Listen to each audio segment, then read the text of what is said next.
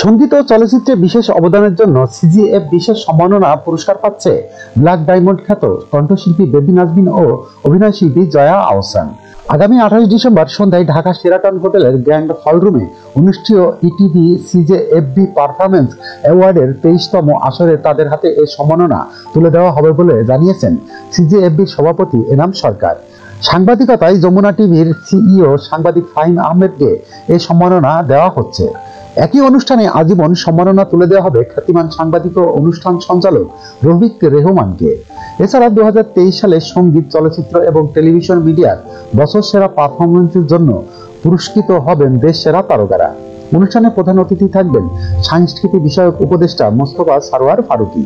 1999 সালে গঠিত হয় দেশের প্রধান জাতীয় দৈনিক টেলিভিশন মিডিয়া অনলাইন নিউজ পোর্টালের কর্মরত সংস্কৃতি সাংবাদিকদের সংগঠন cultural journalist forum of Bangladesh CJFB.